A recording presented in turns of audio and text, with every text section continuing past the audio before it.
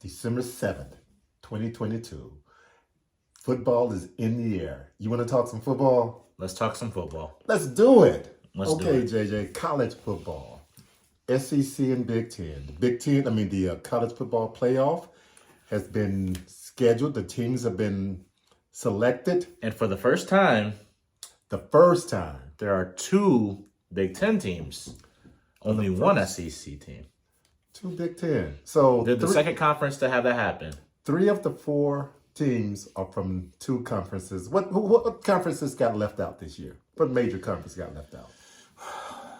The ACC got left out. ACC, no Clemson. No Clemson. And the Pac-12 lost out when Caleb Williams got hurt in the championship game against Utah. Okay, so no USC. No USC. No Oregon.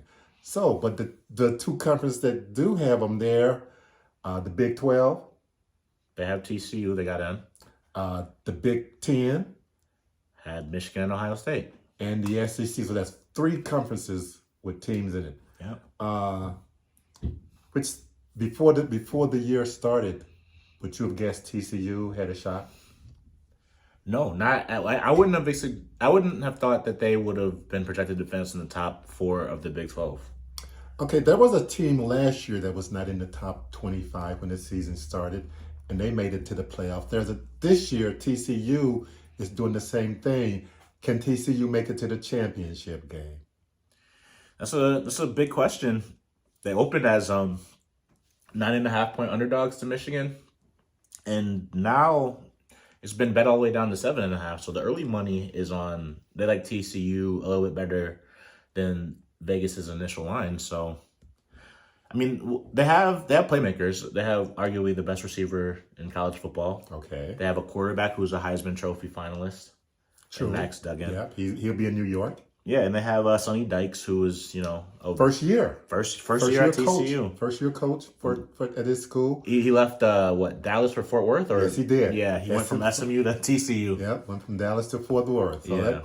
He didn't have to do a lot of moving, but he might have kept his house. That's possible. We mentioned TCU not being in the top 25 when the season started. Michigan was like that last year. Yeah. Who's coach of the year? Michigan or TCU? Or Georgia? Which school coach would be coach of the year in your mind? I mean, TCU, I would have it. TCU had the furthest to come from. Michigan was a top 10 program entering the season. Ohio State was second. Georgia was first. So Georgia and Ohio State have only lived up to expectations. Actually, Ohio State kind of hasn't. They fell back a couple of spots. Okay. So okay. It's definitely not one of those two. Who would you be your coach of the year? To go undefeated is pretty impressive, and for Michigan to do it when they were not projected to go undefeated, and then to go on the road and get that win that they got over Ohio State, I would have to give it to TCU. Okay, that's fair enough. Because TCU just they lost in their championship game, unlike Michigan, but I would give it to Sonny Dykes. I mean, just based on where they came from. So we're in agreement. Okay. Did the selection committee get it right? No, I actually would have put TCU 4th and Ohio State 3rd, but I don't think anyone wants to see a rematch if they can avoid it. I think they got the right schools. Okay. Just a little different order. Did you happen to notice this one coach from a school lobbying for his team to get into the bowl games? Yeah, it was the same coach who every year previous had talked about how the media, all they do is feed his team rat poison. And then he became the media for a weekend. And so what coach would you be talking about? Former Michigan State coach. Man. You should don't bring up memories like that, because it makes me wonder what would Michigan State be like had they dished out the money that he wanted. Nick Saban, who we were talking about, yeah. He wouldn't have gone to LSU, and Michigan wouldn't even be a second thought in the state of Michigan. Yeah, sure. Before, you know what, JJ? Okay, so speaking of coaching, what? I was just going to say the selection committee got the schools right. You just differ in where TCU would have been. Yeah, I mean TCU has not impressed. Like TCU has like I'm sorry, Ohio. TCU and Ohio State. TCU all year. Ohio State looked very unimpressive in the fourth quarter of the Michigan game, but TCU has looked very unimpressive for multiple quarters throughout the year, and they lost to a worse team, I think. But I mean, they did make it to a championship game, and I understand the playoff committee's logic and not penalizing them for losing a championship game that Ohio State didn't even find themselves in. Okay. So I understand their reasoning, but I just watched TCU a lot. Well, to say TCU's been unimpressive is, if you like offense, you might not say that. Although depends on the game you watch, though. That's true, but for most of their games, their offense has been pretty impressive to me. Yeah, I mean, the Iowa State game, most recent game before the playoff, yeah, their offense was clicking on all cylinders, but you know, the Texas game before that, it wasn't. True. Yeah. The one thing during the season that really stands out for me, and I'm gonna get off these Final Four teams in a minute, is what TCU did when they rushed their field goal kicking team onto the thing and kicked that field goal like it was no big deal. Was that against like Oklahoma State? Who was that? What was that game against? Was that Baylor? I believe it was Baylor. Okay. But to me, that was very impressive. But okay, Jay, we've talked a little bit about coaching, and about those four teams. We talked about some of the coaches on those four teams. Can we move on to some coaching in general? Yeah. So the coaching carousel is afoot. Okay. The only notable Big Ten. I mean, we've already discussed Matt Rule and who else? Luke Fickell. We discussed Matt Rule in our last Yeah. broadcast. We mentioned those. Since then, the only Big Ten affiliated coaching change has been Purdue's Jeff Brohm, who played Michigan in the championship game not too long ago. Yeah. He is leaving Purdue and returning to his alma mater, returning to the city that he was born and raised in. He's going to be coaching Louisville Cardinals. Okay. And that job is only available because Scott Satterfield, Louisville's former coach, decided to vacate Louisville and drive. Well, how far away is Cincinnati from Louisville? 60 miles? It's not very far. It's not very far. He went down the road for Cincinnati, arguably a worse job, but he's at the point where now he will be perpetually on the hot seat unless he, has double-digit win seasons. So he's doing the coaching move of leaving before he can get fired is basically what Scott Satterfield is doing. Okay, for Purdue's coach to leave Purdue, having them in the Big Ten championship game, to me that's kind of interesting. Smart move on his part. Yeah, when you look at the makeup of his team, like the last time Louisville had a coaching availability, he didn't want to leave because he had a young team. He had a lot of guys coming back. Okay. He had talent coming back. Purdue, Charlie Jones, I think, is a senior. Alex O'Connell, I'm sure, is like a 6-year senior. There's a lot of question marks about what's going to be happening in West Lafayette. And he's also, it's a conference that obviously has more money. Big Ten has more money. You can pay your assistants and all that, et cetera, et cetera. But USC and UCLA are coming in, and both of those schools I would rank as being higher in the hierarchy of the Big Ten than Purdue. So Purdue's just going to drop down a little bit relative to their league, and Louisville has one of the best NIL setups currently going in the ACC. So you don't get as much TV money and things of that nature, but you might be able to be more successful in your league, and it's it's home. Okay. Any other coaching issues? Well, the reason I brought up that Scott Satterfield as well is because he's leaving Louisville, and Louisville does play Cincinnati in the bowl game. And he's leaving Louisville for Cincinnati, so that's a little bit of an unprecedented. What do you think he's going to be pulling for? I can guarantee you he does not want any success from Louisville. I mean, the fans have been putting him on the hot seat for a while there. He interviewed for South Carolina not too long ago. Wow. Didn't get it. Hey, let's talk about one other coaching situation. Okay, let's talk about one. And it's not a Big Ten or SEC affiliated coaching change, but there is big news out of Jackson, Mississippi. Indeed. And Boulder, Colorado. Deion Sanders, known as Primetime. He's leaving Jackson State, and he's heading to Boulder, Colorado. So. Okay, JJ, Colorado, in the last 17 seasons, 15 of them have been losing seasons.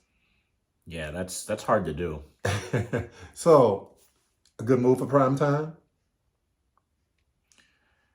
Interesting move for primetime. I'm surprised he didn't. I'm surprised he didn't want to target like a USF job that opened up. It's not Power 5, quote unquote, but it's in a footprint that he's more familiar with. He's from Florida. A lot of his, the recruits that he brought to Jackson State were from the SEC region of the country. Boulder, Colorado. I mean, you're going to the Pac-12. It's an interesting footprint. It's definitely interesting. But what do you think? Well, you know what? I will not underestimate primetime. The Pac-12, they're going to be losing two powerhouses in USC and UCLA. And Colorado, I do think Deion can make Colorado a contender. I think he's going to be able to recruit. Plus, he's prime time. I think he'll be able to recruit as well. I think you can make him a contender, but if he does that, how long is he going to be in Boulder, Colorado for? As long as he wants to. Which will be how long? Well, where do you want to go? A place that has a more fertile recruiting ways? Okay. I mean, the Big Ten, SEC, a place that has media. If presence. hypothetically, JJ, if primetime turns this team around, they had 15 losing seasons in 17 years. If he turned them around, say they go 8-4 his second year, how big a commodity will he become? I don't know. 8-4 isn't super inspiring. For Colorado, who had 15 losing seasons in the last 17 seasons, I think 8-4 would be a huge turnaround for them. Yeah, I remember not too long ago when Colorado played Michigan, the year that they won 10 games. I remember like they, in their quarterback, the Samoan guy. I think you can do better. I don't know. I don't know. Okay, you know what? Because the media is going to follow primetime. They're going to elevate him. If he does a 8-4 job in Colorado, he's going to be requested to do. I mean, he's going to get all kind of media attention, and he's going to be at a level where the media is going to just shower him with accolades. Yeah. Okay. I mean, that might be true, but I don't know. We'll see. Colorado's just such a unique place that they won a championship in 1990, and then once Bill, what's his name, once he left, they kind of fell on tough times and haven't really found their way since then. But they have had some peaks, and I do remember them winning 10 games and almost making it to the Rose Bowl like 4 or 5 years ago. So okay, it can be done, but we'll see what he does there. Okay, the way he will do it, if he does it, he'll utilize the transfer portal. Exactly. Let's talk about the transfer portal. What's the news out of the transfer portal? Well, Deion said he was gonna 40 or 50 people might want to look for different homes because that he's going to be bringing his own luggage, and it was Louis. And I think that mantra is probably true for a lot of different schools around the world. Because how many people are in the transfer portal? The most ever. It's unprecedented. It's more than 1,000 players already. So more than 1,000 college players are unhappy at their present location. They're seeking greener pastures. Yeah, a few of them are going to realize that it's not so green on the other side. But there's going to be a few that are going to really benefit, I think. Indeed. There's a lot of, I guess, sophomores or freshmen who, during the 2 years ago previous recruiting cycle, weren't allowed to step on campus, so they weren't able to... Because of COVID. Because of COVID, obviously. Okay. They weren't able to, get the full benefits of the normal recruiting process. And they weren't able to get a great feel for a location. So we're going to talk about a couple of names out of the transfer portal. But first, I'm gonna hit prime time. We know 2 players that's going to be transferring to his school: Travis Hunter and Shakir. How do you pronounce the name? Shakur. I think it's like Shakur Sanders or something like that. Okay, the quarterback from Jackson State, prime time's own son, 6'2", 215 pounds. Yeah, I believe his other son, the safety, is also going to be transferring. Okay. The quarterback had a completion percentage past year of 70%. Yep, and he was a 4-star. When undefeated, 4-star coming out. When undefeated this year, 13-0. For the first time in Jackson State history. Even when Sweetness was there, Walter himself, Walter Payton. I'm not, as I said, I'm not gonna underestimate Deion. There was a 5-star recruit. I think I read from some state who already said he was looking. No, a 15-year-old at IMG Academy has accepted a scholarship offer to Colorado. Well, will Deion be there by the time that 15-year-old is a freshman, is 18? Well, that is yet to be determined. Yeah, but I'm just saying, prime time is making noise. He's going to make noise because of who he is. A lot of other coaches are going to make noise as well. A lot of other players too. Absolutely. Some of the big transfer names in the portal. DJU out of Clemson. He's not in the Big Ten or the SEC, but he is in the SEC footprint, and he's a big high profile name. He's leaving Clemson, and no one knows where he's going to go yet. But he's in the portal. JT Daniels, who is a former SEC player, he most recently played at West Virginia, but the year prior played at Georgia, the year they won the championship. He entered his name in the transfer portal. Cade McNamara from Michigan already entered his name in the transfer portal. We know where he's going. And we know where he's going. He's going to Iowa. To another Big Ten school. Another Michigan player that's in the transfer portal right now is starting tight end Eric All. It wouldn't surprise me if he followed Cade to Iowa because he's a tight end. Okay. In Iowa, they produce first-round tight ends. Yeah. But there's a lot of big names, a lot of contributors out there in the transfer portal. Michigan arguably got the best one last year in the starting center. He's up for the Remington Award as the best center in the country, and he's already named all Big Ten for the best center. I can't pronounce his name. I know he's Nigerian, and he's formerly of Virginia. That's where he went last year. So, when I think about Michigan, I should have brought this up sooner, but Harbaugh. Yeah. Will he be at Michigan? Does he have NFL in his blood? Of course. He interviewed for the Minnesota Vikings position last year. Okay, I'm talking about this year, though. He's going to interview for more NFL positions this year. I guarantee that. So, how likely is that he will not, after going to college playoff 2 years in a row, are there any NFL teams out there who's going to be willing to take him? Absolutely. He took the San Francisco 49ers to a Super Bowl and almost won it. So what are the odds of him being at Michigan next year? If you were a betting man, I know 35%. No, 45%. 45%. Okay. Because I'm not sure what NFL jobs are going to open. It might not be one that he wants. He seems like kind of Midwestern, but he's willing to go out West Coast. He obviously too. He coached San Diego, coached Stanford, coached the 49ers. But he interviewed for the Vikings recently, and he's currently at Michigan. He's from Michigan.